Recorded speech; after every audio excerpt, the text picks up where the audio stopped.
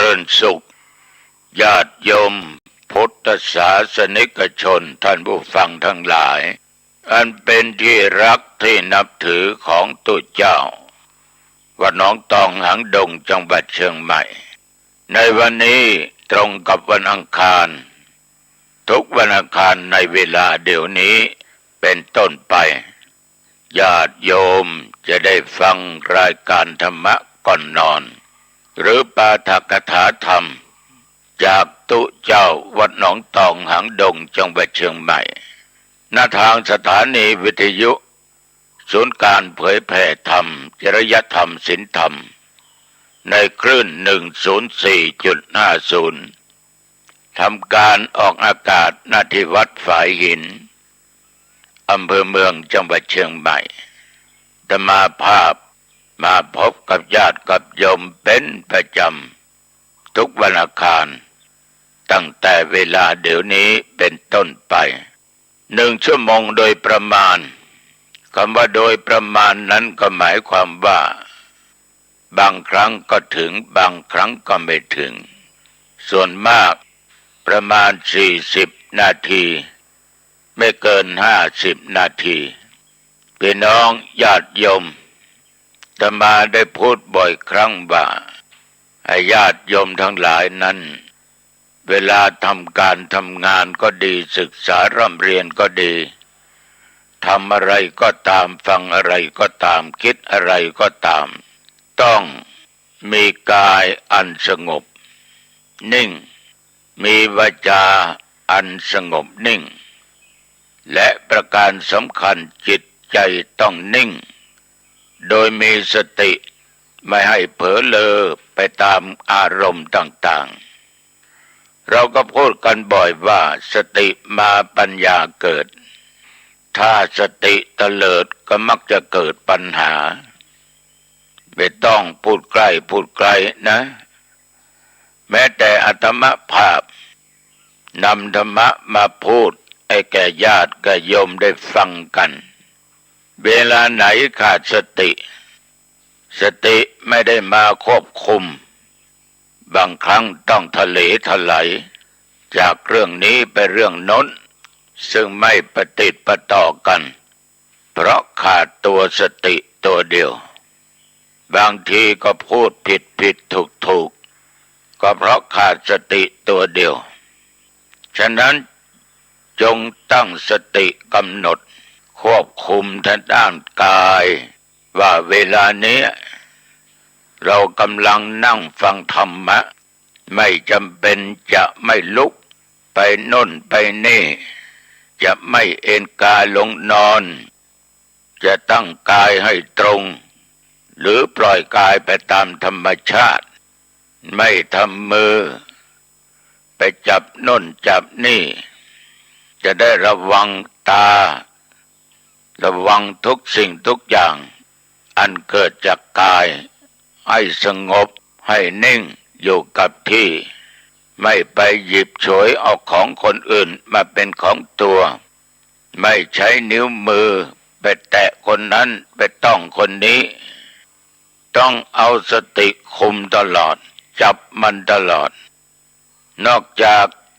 ให้กายสำรวมตั้งมั่นวาจาก็เป็นตัวสำคัญวาจานี่ญาติโยมถ้าขาดสติก็มักจะพูดไปตามอารมณ์ตามความคิดในบางทีบางท่านบางคนนั่งฟังธรรมะจากตัวเจ้าก็เทศโยมก็พูดคุยกันบางครั้งคนที่นั่งใกล้เคียงจนรำคาญอยากจะลุกย้ายไปนั่งที่อื่นเพราะเหตุใดรำคาญคนที่นั่งใกล้มีแต่ชวนจะมาพูดมาคุยเรื่องนั้นเรื่องนี้มีปากก็ไม่อยู่เป็นสุขบางคนก็ปากมันคันเขาเรียกว่าปากบอนเล่าขวนคนโน้นบ้างคนนี้บ้างแม้แต่พระสงฆ์องค์สมณเณรอยู่ที่วัดก็ยังไม่พ้นยังไปติฉินนินทาไปเล่าหน้าจาขวนอยู่ก็เรียกว่าปากมันไม่อยู่เป็นสุข ถ้าไม่ได้พูดนี่ปากมันคันยิบยิบยิบเหมือนกับบอลฉะนั้นเขาจึงบอกว่าปากบอลบางคนก็ปากโป้ง ปากโป้งพูดอะไรก็ไม่รู้พูดก็เสียงดังถามอะไรก็ไม่รู้ว่าเวลานี้ควรถามหรือไม่ควรถามควรพูดหรือไม่ควรพูดนี่เธอเมื่อวานนี้ลูกสาวเธอไปกับใครเป็นแฟนกันหรือแต่งงานแล้วหรือยังซึ่งไม่ใช่เรื่องของตัวเองไม่ถูกกาลเทศะไม่ถูกเวลาด้วยแต่ก็ปากป้งออกไปปากป้งในญาติโยมเป็นอันตรายมากทำให้คนอื่นเสียหายแล้วก็ทำให้เราต้องได้รับความเดือดร้อนเพราะความปากป้งคนจะรังเกียจคนจะเกลียดชังว่าคนเนี้ยปากไม่ดีปากป้งบางคนนั้นญาติโยมก็นั่งเล่าขวนติสินนินทาว่ากล่าวคนโน้นคนนี้พระก็เทศมันก็เทศคุยปะปนกันไปบางครั้งในญาติโยมเล่าขวนนินทาพระสงฆ์องค์เด่นยังไม่พอพระพุทธรูปประดิษฐานบนวิหารศาลาการประเรียนในโบสถ์ไม่เคยไปว่าให้ใครแต่รูปของพระพุทธเจ้าก็ต้องถูกตำหนิติเตียนว่ากล่าวอยู่ตลอดเวลาชวนให้บุคคลอื่นหลงไปตามอารมณ์ในคำพูดของตัวเองนี่มึงเห็นไหมว่าพระประธานในโบสถ์ของเราเนี่ยวิหารของเรานี่กับพระประธานของวัดนั้นกูบอกได้เลยว่าสู้วัดเราไม่ได้วัดนั้นดูใบหน้าแล้วไม่ยิ้มหน้าบูดหน้าบึ้งก็ว่าไปจิปะทะทั้งที่ตัวเองและคนเขาทั้งหลายไม่เคยเห็นพระพุทธเจ้าองค์จริงเราก็เห็นตามสารูปที่เขาปั้นเขาหล่อเขาแกะสลักไม่ว่าด้วยไม้ด้วยหินจะหล่อด้วยอิฐหรือปูนจะหล่อด้วยทองจะเป็นทองแดงทองสำริดด้วยเงินด้วยคำก็ตามเราก็ทำขึ้นมาเป็นตัวแทนของพระพุทธเจ้าแล้วทุกอย่างก็เป็นตามที่ช่างว่าจะหล่อให้เหมือนอย่างไหนอย่างใดอิริยาบถใดมันก็มีทั้งรูปยืนรูปนั่งมีจิปาถะตามอิริยาบถของมนุษย์ญาติโยมนี่ปากปุ้งปากบอนปากคันปากไม่อยู่กับที่ดันไปเล่าขวนติสินนินทาพระพุทธรูปพิมพาที่ทุกคนกราบไหว้บูชาจะองค์เล็กองค์ใหญ่หน้าตักเท่าไรก็ตามเราในฐานะเป็นชาวพุทธเราก็กราบไหว้บูชาเราไม่ได้ไปกราบไหว้สารูปเหล่านั้นอย่างเดียวเราบูชาถึงพระคุณของพระองค์คือพระปัญญาคุณในการตรัสรู้เป็นพระพุทธเจ้าเราก็รู้ว่าพระพุทธเจ้านั้นพระองค์ตรัสรู้เองโดยชอบรู้แจ้งเห็นจริงไม่มีใครมาเสี่ยมมาสอนพระองค์ตรัสรู้เองโดยพระปัญญาของพระองค์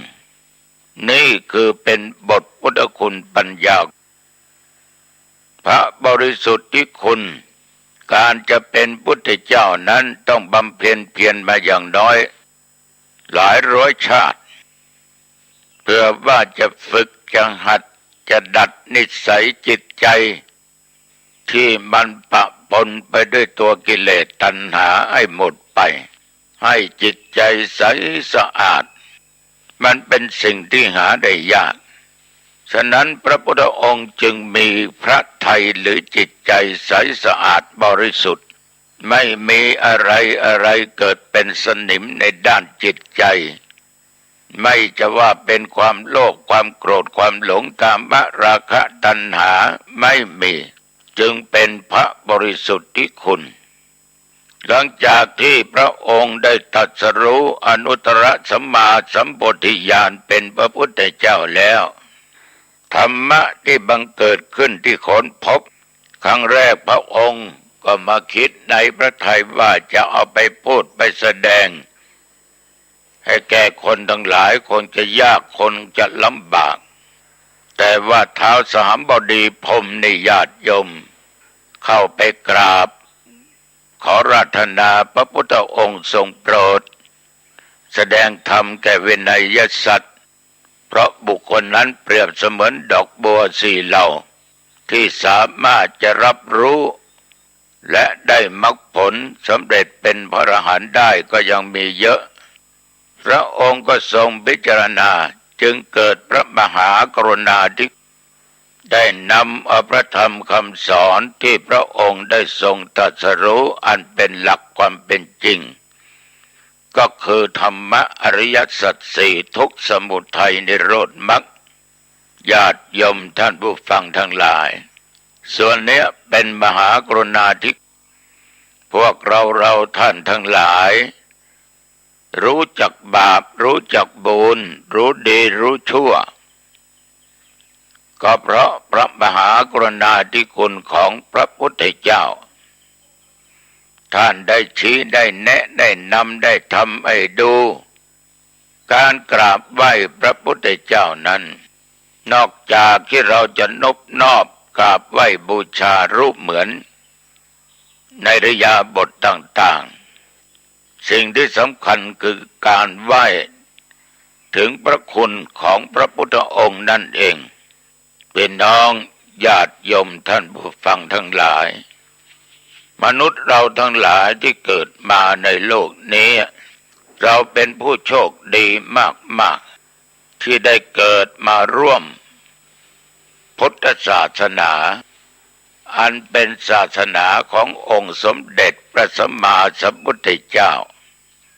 เราจึงได้ฟังธรรมะบ่อยๆได้ฟังจากพระสงฆ์องค์เจ้าทั้งหลายเหมือนอาตมภาพนำธรรมะมาพูดให้กับญาติกับโยมได้ฟังก็เพราะเราเป็นนักบวชเมื่อเราบวชเราก็ศึกษาร่ำเรียนฝึกฝนปฏิบัติจึงนำเอาธรรมะเหล่านั้นมาพูดมาแสดงให้แก่ญาติแก่โยมพี่น้องทั้งหลายได้รับฟังกันเหมือนในวันนี้เราก็ตั้งหัวข้อไว้ว่าถึงคนจะดีคุณจะเลวคนจะทุกข์ยากลำบากคุณจะมั่งมีสีสุขมีเงินมีทองมีทรัพย์สมบัติมียศถาบรรดาศักดิ์ขนาดไหนแต่คนทั้งหลายจะไม่รอดหนีไม่พ้นเหมือนกับเราไปงานศพต่างๆจะเห็นตลปัดว่าไปไม่กลับหลับไม่ตื่นฟื้นไม่มีหนีไม่พ้นนั่นคือความตายเราทุกคนจะร้ายจะดีนั้นหนีความตายไม่พ้นตัวเจ้าหนองตองและญาติโยมก็ถูกพญามัจจุราชมันติดตามไล่ตามหลังมาตลอดมันจะทันเมื่อไรเราก็ไม่สามารถที่จะรู้ได้ถ้ามันจับได้มันไม่ปล่อยไม่วางทีนั้นแหละญาติโยมเราก็ต้องหมดลมหายใจคือตายเพราะความตายเป็นของจริง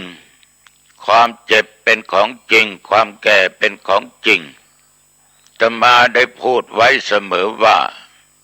หนีอะไรพอหนีพ้นได้แต่หนีความเจ็บหนีความเฒ่าแก่ชราหนีความตายไปไม่พ้นสิ่งที่เราไม่ปรารถนามันก็หยิบยื่นให้สิ่งที่เราแสวงหานั่นคือความสุขบางครั้งเผื่อว่าจะพบความสุขก็เกือบตายต้องดิ้นรนเสาะหา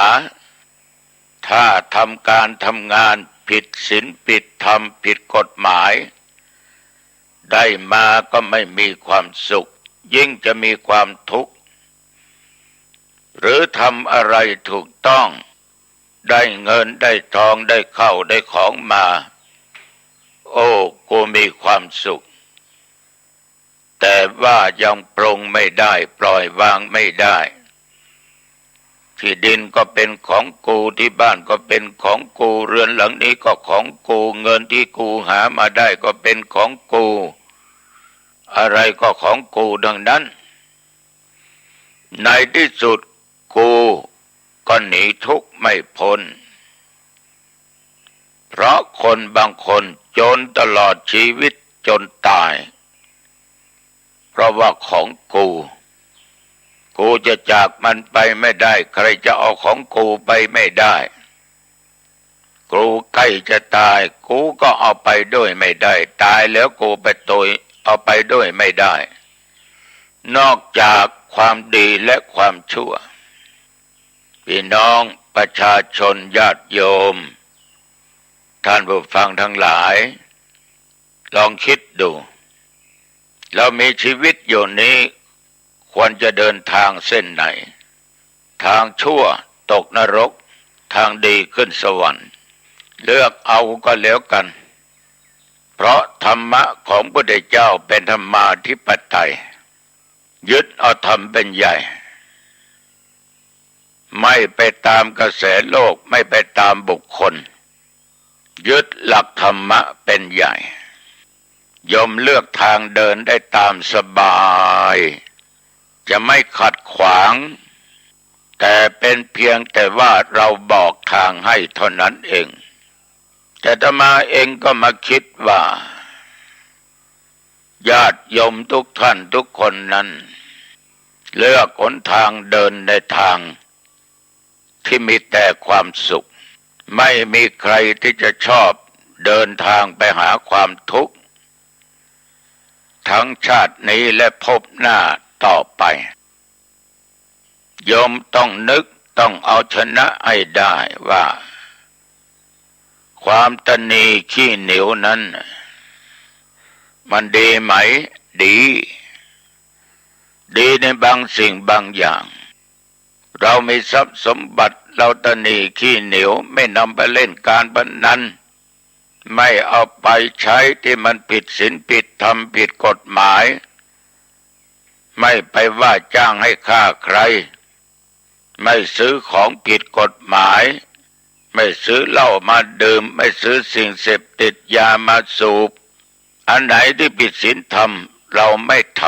ำเราให้ทานเรารักษาศีลเราฟังเทศน์เราเจริญเมตตาภาวนาเราจะสร้างคุณงามความดีเพราะคนเรานี่ถ้าพญามัจจุราชนี่ญาติโยม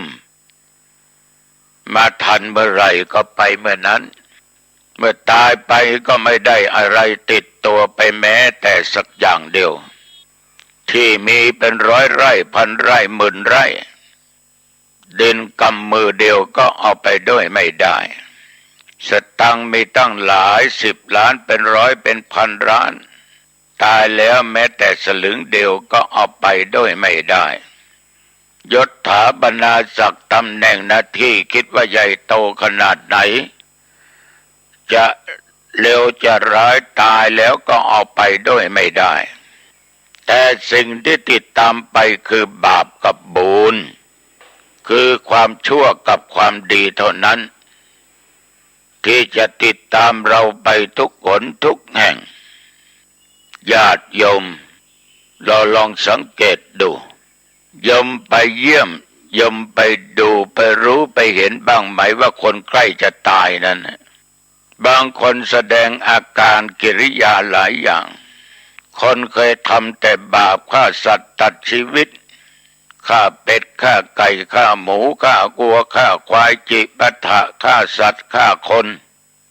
ยังไม่ทันตายไฟนรกก็มาถามหาจุดขึ้นแล้วแสดงอาการกิริยาออกมาทางกายทางวาจาบ้างก็ร้องเป็นเสียงสัตว์เป็นหมูเป็นวัวเป็นควายบ้างก็โอดครวญ บางคนแสดงกิริยาออกมาท่าทางต่างๆเคยทอดแหก็กางมือเหมือนจะทอดแหเคยตั้งสุ่มก็ทำพิธีเหมือนก็จะตั้งสุ่มทั้งที่บางครั้งลุกไม่ได้แต่ลุกขึ้นมามีโยมคนหนึ่งจะพูดให้ฟังนะมีชีวิตท่านฆ่าสัตว์อยู่ตลอดอยู่ต่อมานี่ญาติโยมท่านก็ทำบุญตลอดเหมือนกันล้มป่วยลงก็ไปนอนรักษาตัวอยู่โรงพยาบาลแห่งหนึ่งในยุคนั้นเป็นยุคโรคเอดส์กำลังดังคนก็กลัวกันมากโรคเอดส์แต่บางคนก็กลัวแต่ก็ยังไปมั่วไปท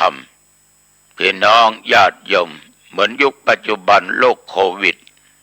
โรคนี้เกิดมาใหม่ๆเราก็กลัวกันแต่เมื่อเขาปลดล็อกทุกคนก็โอหังว่าสบายแล้วกูไม่ได้สวมหน้ากากก็ดี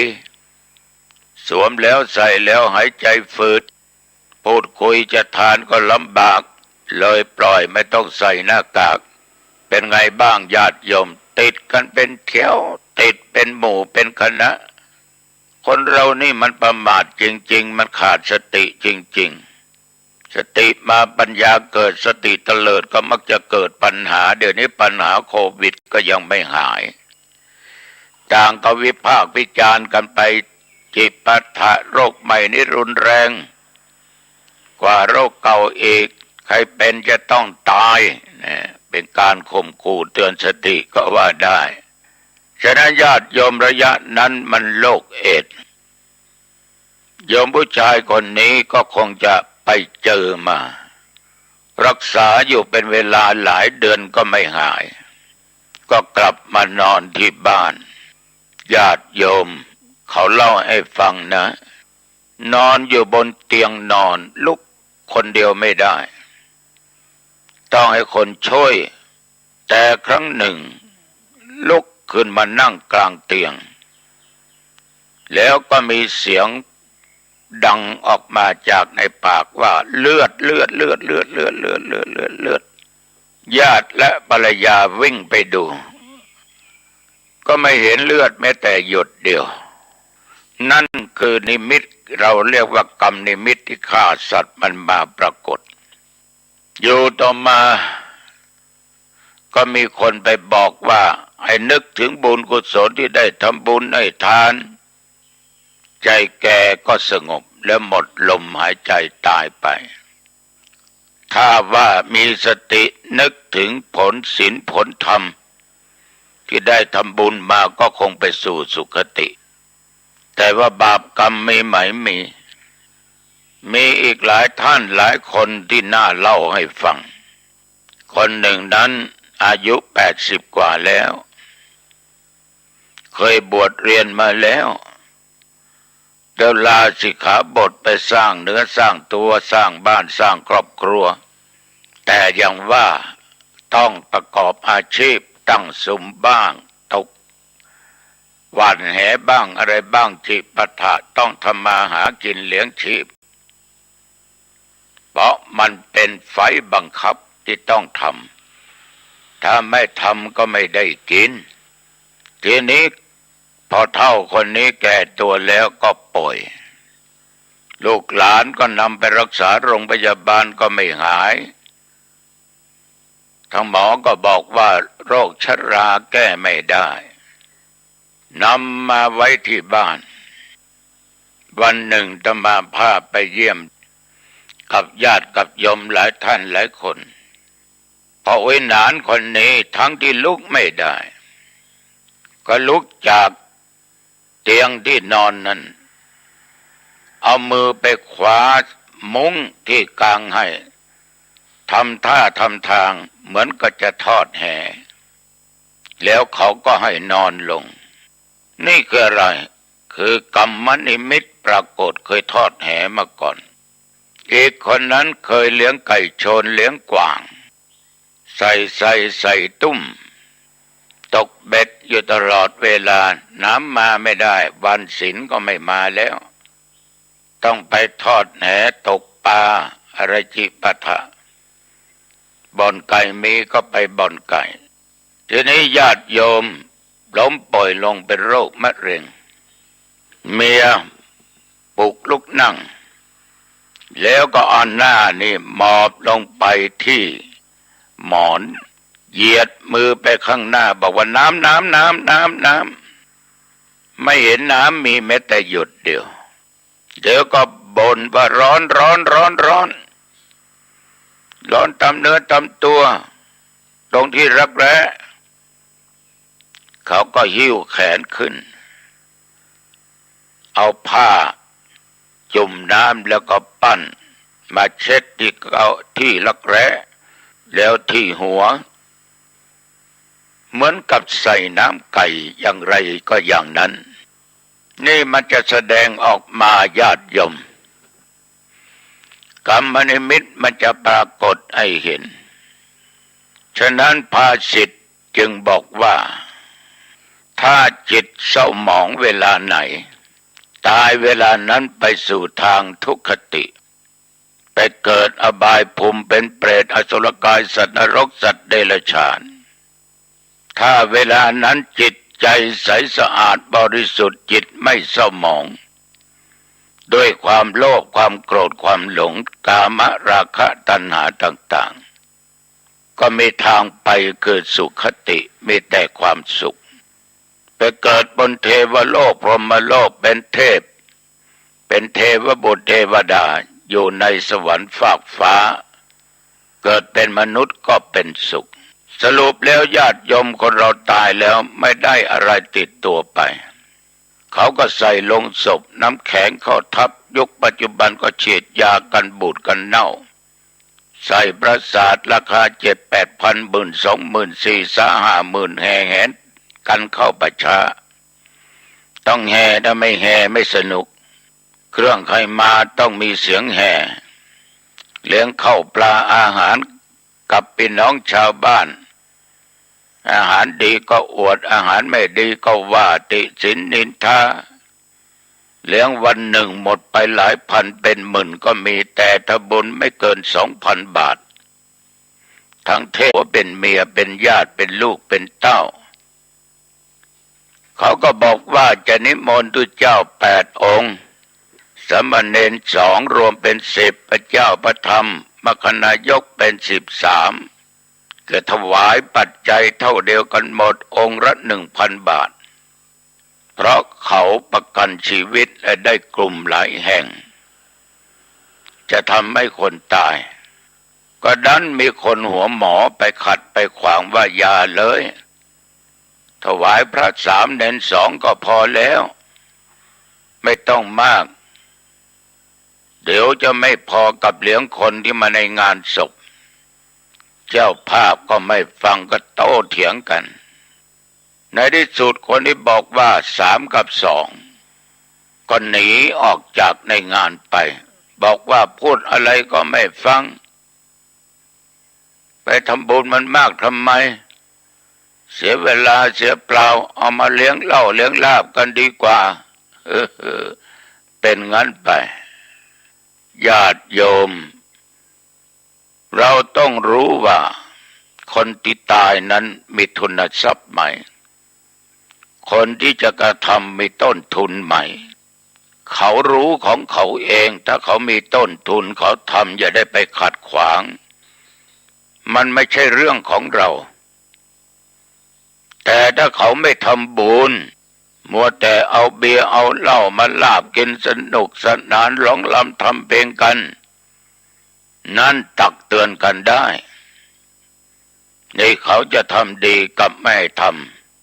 ำห่วงลาบห่วงเบียร์ห่วงเหล้ากันอยู่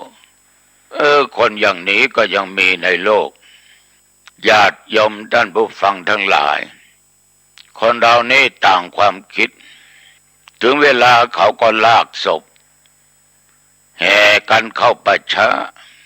คนก็ไปส่งบ้างไม่ไปส่งบ้างเพราะมันกินอิ่มแล้วยิ่งเข้ากล่องแล้วกูสบายหิ้วกลับบ้านไป3 กล่อง4 กล่องเพื่อไว้กินตอนเย็นอีก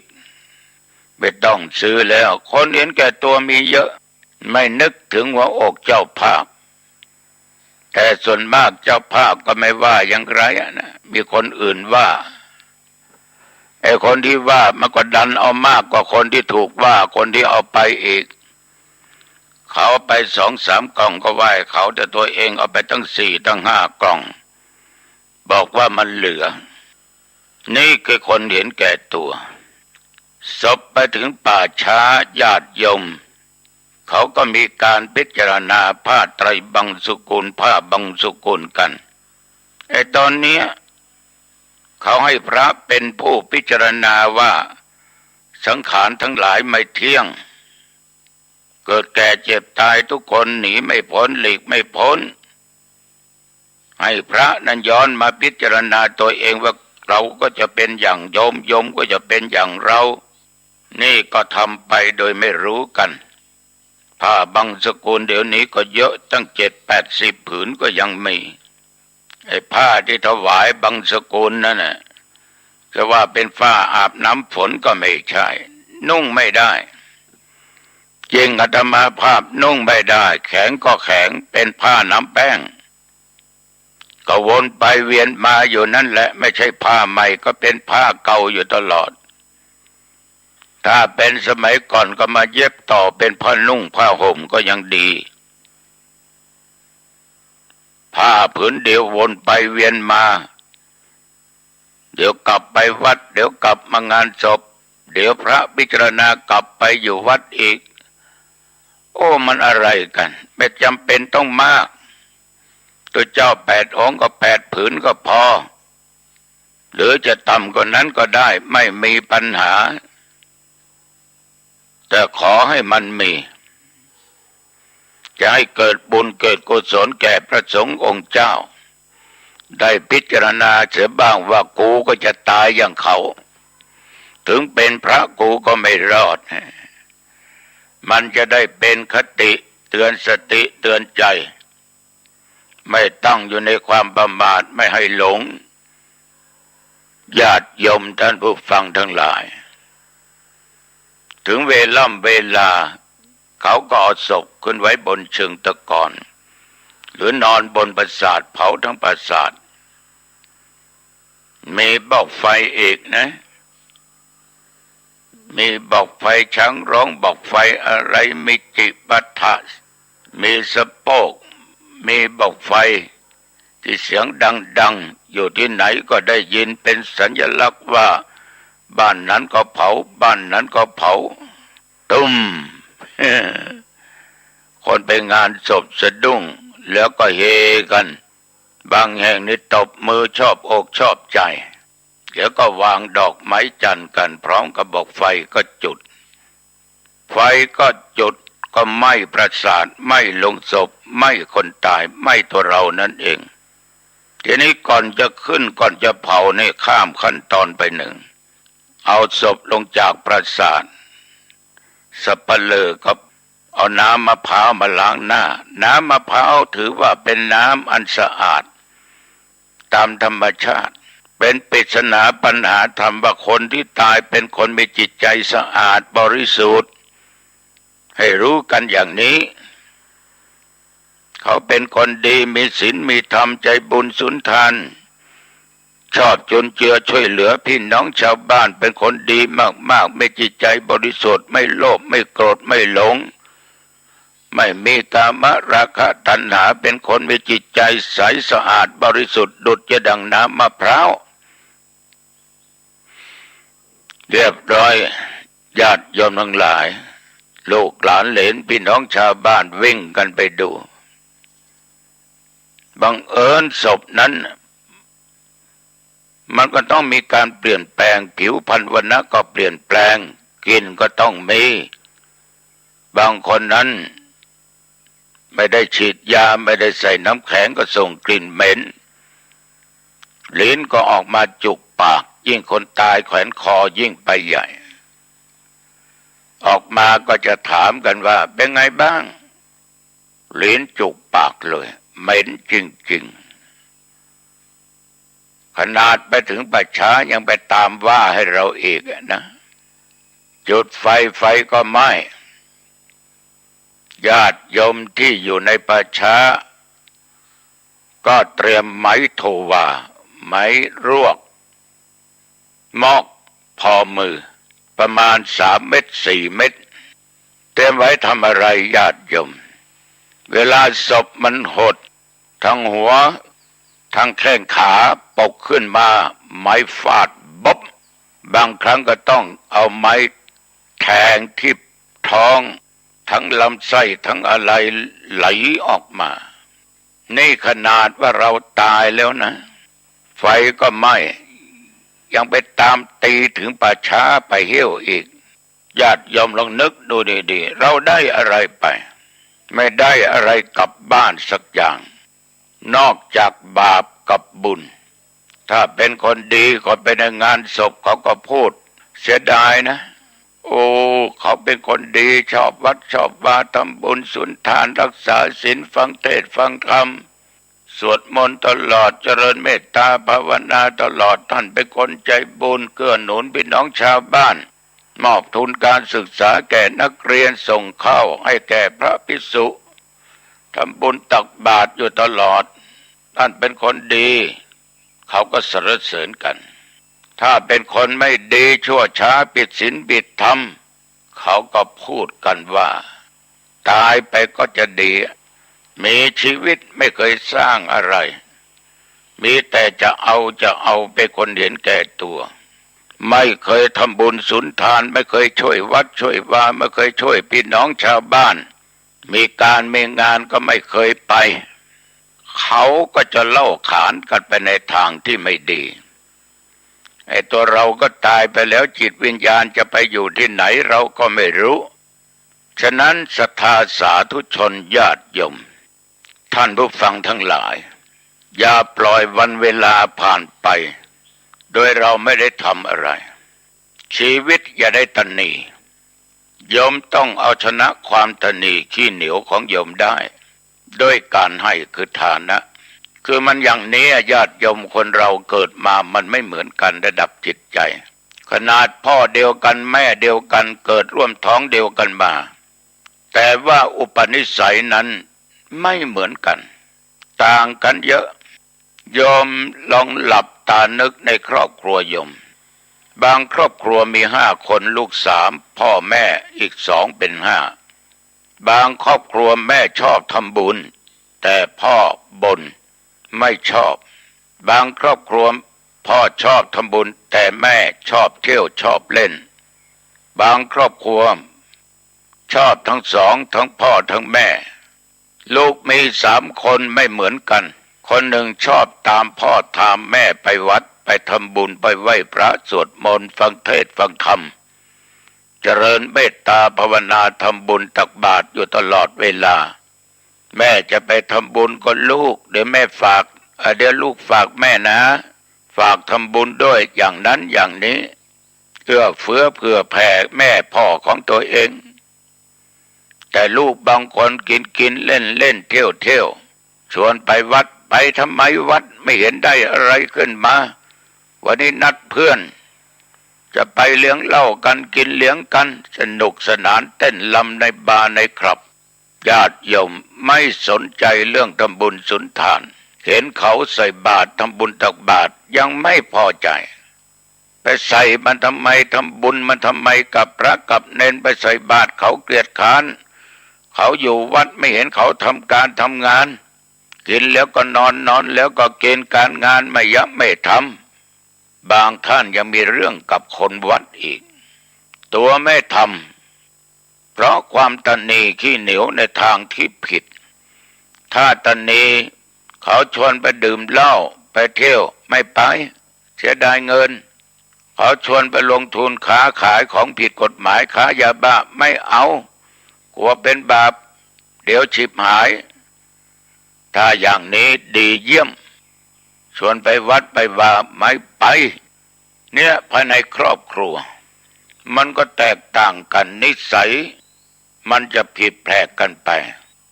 บางคนเป็นคนตนีขี้เหนียวบางคนนั้นไม่ตนีคนตนีขี้เหนียวไม่ยอมเสียสละจะเอาเปรียบลูกเดียว ไม่ยอมเอื้อเฟื้อเผื่อแผ่ใครใดๆทั้งสิ้นเอาแต่จะได้ฝ่ายเดียวคนเหล่านี้ญาติโยมมีมากในสังคม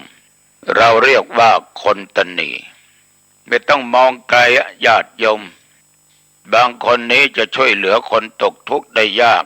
คนลำบากคนที่เจ็บไข้ได้ป่วยแม้แต่ทางวัดทางวามีการ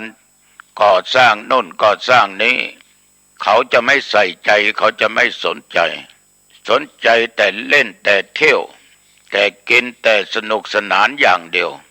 การวัดมีก็ไม่ไปช่วยการบ้านมีก็ไม่ไปทำไปเหมือนกันแต่ไปกินไปดื่มไปเล่นไปนำเอาความหายนะเกิดขึ้นแก่เจ้าภาพคนอย่างนี้มีมากในสังคมคนตนีส่วนมากเป็นคนเห็นแก่ตัวสิ่งใดสิ่งใดตัวเองมีส่วนได้ส่วนเสียไปถ้าไม่ไปเนี่ยก็กลัวไม่ได้มีครั้งหนึ่งอาตมาจัดธรรมสัญจรนิมนต์ท่านเจ้าคุณไปเทศน์นะวันนี้จะทำยังไงอากาศก็หนาวให้คนมาเยอะๆหลายร้อยคนก็เลยคิดและพูดกับคณะกรรมการมคณายกว่าคนเรามาชอบเล่นการพนันมันเห็นแก่ตัวมันอยากได้ประการสำคัญอยากได้เงินแต่ไม่ต้องเสียเงินปู่อาจารย์ก็บอกว่าหลวงพ่อไม่ยากไปซื้อลอตเตอรี่มาสัก1 เล่ม100 ใบ 8,000 บาทเดี๋ยวผมช่วยจะไปถามกำนันผู้ใหญ่บ้านเราจะช่วยกันถ้ามาก็ช่วยก็ไป 2,000เขาไปซื้อลอตเตอรี่มา100 บาท100 ใบ 8,000 บาทตกใบละ80 บาทผู้ใหญ่บ้านก็ประกาศว่าการฟังเทศน์คืนนี้เรามีของขวัญให้เป็นน้ำจิตน้ำใจเราจะมีลอตเตอรี่มอบให้คนละ1 ใบเพื่อว่าคุณจะโชคดีอย่างน้อย2 ตัวคุณก็จะได้ 2,000 บาทพอ100 ใบมันต้องเจออยู่แล้วดีไม่ดี3 ตัวคุณก็จะได้ดีไม่ดี6 ตัวคุณอาจจะถูกก็ได้โอ้โหญาติโยมตะวันยังไม่ตกมันมากันแล้วเราตั้งเก้าอี้ไว้100 ตัวมันไม่มีที่นั่งสังเกตดูหลายครอบครัวมาทั้งพ่อทั้งแม่ทั้งลูกทั้งเต้า4-5 คนในครอบครัวมาหมดโดยเขากำหนดกฎเกณฑ์กันมาโฆษกก็ประกาศว่าเอาเก้าอี้มาเสริมอีกเก้าอี้เสริมไปอีก100 ตัวมคณายกก็หัวใสนะขอโทษพี่น้องชาวบ้านนะครับลอตเตอรี่ต้องแบ่งครึ่งโดยเขียนไว้แล้วก็ฉีกแบ่งเลขให้คนละครึ่งแต่ใบลอตเตอรี่มีที่มคณายกถ้ามันออกตามที่ท่านได้เลขไปนี้ท่านจะได้รางวัลมาหาผม200 ที่นั่งยังไม่พอมันก็หมดถ้าใครลุกจากที่จะไม่ได้นะครับฟังเทศน์จบรับพรจบทำพิธีกรรมจบมารับใบนี้ได้เลยโอ้โหจบแล้วมันก็ยังไม่ลุกพระที่มาเทศน์ให้พรอายุวันโนสุขังพลังก็ไม่หนีไปไหนมคณายกและผู้ใหญ่บ้านก็นำลอตเตอรี่ไปแจกบางครอบครัวมี5 คนมาทั้ง5มี6มาทั้ง6ญาติโยมถามว่ามันถูกต้องไหมมัวเมาไหมจะว่ามันไม่ถูกต้องก็ไม่ค่อยถูกต้องสักเท่าไหร่ไม่ได้มอมเมาใดๆทั้งสิ้นเพราะเจตนาของเราอยากจะเห็นคนว่ามันมีความอยากได้ธรรมะหรืออยากได้ลอตเตอรี่อยากได้เงินกันแน่สรุปแล้วมันโลภอยากได้เงินอยากได้ลอตเตอรี่แต่ธรรมะก็เป็นผลพลอยได้ไปกับเขาเพราะเราประกาศให้ตั้งใจฟังนะเวลาพระเทศน์ถ้าใครไม่ตั้งใจฟังให้กรรมการดูมันนิ่งมันสงบพระเทศน์รวมทั้งให้ศีลให้พรทั้งเทศน์1 ชั่วโมงเต็มมันไม่ลุกจากที่จะลุกจากที่ก็กลัวไม่ได้ใบลอตเตอรี่มันก็อดขี้เยี่ยวไว้นั่นแหละ เพราะความอยากนี่คือคนเห็นแก่เห็นไม่มากก็เห็นได้น้อยมาทั้งครอบครัวเห็นได้มากญาติโยมท่านผู้ฟังความตนีขี้เหนียวนั้นคือเป็นคนที่เห็นแก่เป็นคนมักได้ชอบเอาเปรียบคนอื่นหนักเข้ากลายเป็นคนขี้โลภเป็นคนเห็นแก่ตัวไปโดยปริยายเหมือนคราวที่แล้วเมื่อโควิดมาใหม่ๆตู้ปันสุขพระสงฆ์เนี่ยท่านมีเมตตาธรรมไม่ว่าระดับตั้งแต่จังหวัดลงมาถึงตำบลอำเภอวัดประจำหมู่บ้านจัดตู้ปันสุขให้วัดหนองตองก็จัดได้ประมาณ20 วันเราก็ประกาศลงวิทยุญาติโยมก็เอาข้าวสารเอามาม่าเอาปลากระป๋องเอาน้ำยาล้างจานเดี๋ยวก็เอาหลายอย่างหลายประการมาถวายอาตมาก็จัดใส่ถุงให้พอกินพอใช้ข้าวสารก็มอบให้2 ลิตรปลากระป๋องก็5 กระป๋องมาม่าก็5 ซองน้ำปลาก็1 ขวดใครเอามามอบให้ถวายให้ไม่พอเราก็เสาะซื้อมาผสมผสานกันก็ประกาศว่าเวลา10 โมงเช้าก็จะเปิดหมดแล้วเวลา14 นาฬิกาบ่าย2 โมงเราก็จะเปิดอีกครั้งหนึ่งญาติโยมเชื่อไหมไม่มันมาเอาคนเดียวมันในหมู่บ้านหนองตองเรียบร้อยไม่มีปัญหาเราก็แจกไปไม่มีใครมาขอซ้ำมาเป็นรอบที่2 ที่ 3ต่อมาหลายวัดท่านก็แจกกันไอ้คนที่วิ่งเนี่ยญาติโยมรถ3 ล้อรถเครื่องรถปิกอัพเล็กๆรู้ว่าหนองตองจะเปิดเวลาเท่านั้นก็มารออยู่นอกวัดมาไม่มาคนเดียวทั้งครอบครัวทั้งญาติพี่น้องด้วยนะบางคนจะหิ้วถุงเน้นไม่ให้พระเจ้าไม่ให้ถุงเดียวแต่มันมา5 คนมันก็ได้ไป5ญาติพี่น้องอีก4-5 คน10 คนก็ได้ไป10วิ่งจากหนองตองไปวัดอื่นก็ได้อีก10ไปวัดนั้นวัดนี้ก็ได้10ตอนบ่ายก็กลับมาเอาอีกก็มันคนเดียวกันหมู่เดียวกันนี่คือคนเห็นแก่ตัวเห็นแก่ได้แต่สถาวัดจริงๆรอบเดียวหายหมดเอาเข้าคนที่แจกคนที่จ่ายหมดกำลังก็ไม่ว่าไงเพราะเราตั้งใจจะแจกจะจ่าย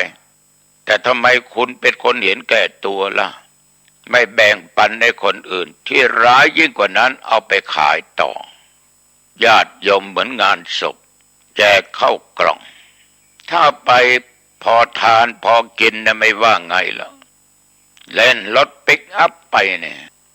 ขนใส่รถบางทีจนประเกลี้ยงจากโรงทานแต่เจ้าของตั้งโรงทานเขาชอบใจเขามีความสุขเขาได้บุญแต่เราไปเอาคุณไปเอาว่าคุณเห็นแก่ตัวมากสำร้ายยิ่งกว่านั้นของอะไรที่มันเสียของอะไรที่ไม่ชอบก็เอาทิ้งข้างทางเนี่ยคนเห็นแก่ก็ทำให้คนที่ทำบุญทุนทำทานนั้นก็ท้อบอกกับญาติโยมอย่าได้ท้อนะไหนเราก็ให้แล้วคนเหล่านี้ชอบเอารัดเอาเปรียบคนอื่นเป็นคนขี้โลภคนเห็นแก่ตัวจนไม่เห็นแก่ใครใดๆทั้งสิ้นกูจะเอาเสียอย่างตัวเองก็สำคัญกว่าคนอื่นคนประเภทนี้พระพุทธเจ้าท่านสอนให้เอาชนะด้วยการใช้วิธีเอาเกลือจิ้มคือเอาชนะคนตนีด้วยการให้มีพระบาลีรับรองว่าชิดเนกัทริยังทาเนนะพึงชนะคนตนีด้วยการให้เขาอยากได้อะไรเราพอให้ได้ก็ให้เขาไปให้จนเขาหาอยากให้จนเขารู้ว่าสิ่งที่เขาอยากได้นั้นคนอื่นก็อยากได้เหมือนกันก็มีคนคอยว่าเมื่อไรเขาจะหาอยากเมื่อไรจะถึงคราวที่เขาจะให้สักทีผลที่สุดเขารู้ว่าสิ่งที่เขาอยากได้มานั้นมันไม่ทำให้เขามีความสุขใจเลยมีแต่คนสาปแช่งมีแต่คนว่าคนติดศีลนินทา เป็นร้อยเป็นคนว่ามาอย่างนั้นเขาได้ยินได้ฟัง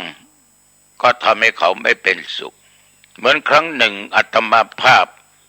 ไปอบรมที่กรุงเทพญาติโยมท่านผู้ฟังทั้งหลายตัวเจ้ามันเยอะตั้ง500กว่ารูปก็มีร้านค้านะที่ใกล้ทะเลเนี่ยนะเขาขายกาแฟน้ำดื่มอะไรจิปาถะแม้แต่อาหารก็ขายแก่พระสงฆ์พออยู่ในเขตของพระสงฆ์อาตมาก็ไปซื้อน้ำดื่มส่วนมากจะเป็นสไปร์ใส่นมมีตัวเจ้าองค์หนึ่งมาจากต่างจังหวัดก็เขาไปนั่งอาตมาก็สั่งให้ทาน1 ขวดท่านจะฉันอะไรครับดื่มอะไรแฟนต้าครับเอาแฟนต้า1วันที่2อาตมาไปนั่งท่านก็มานั่งอีกวันนี้มันคงจะเลี้ยงเรานะอาตมาก็สั่งแฟนต้าเหมือนเดิมไม่ทานดื่มเสร็จเรียบร้อยอาตมาก็ออกให้ครั้งที่3ก็เหมือนเดิม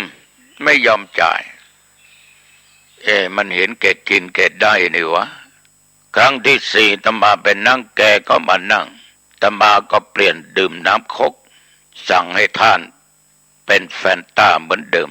อาตมาก็รีบดื่มแล้วทีนี้ญาติโยมดื่มเสร็จอาตมาก็ลุกหนีไปเลยท่านต้องจ่ายคนเดียวทั้ง2ทั้งอาตมาและตัวของท่าน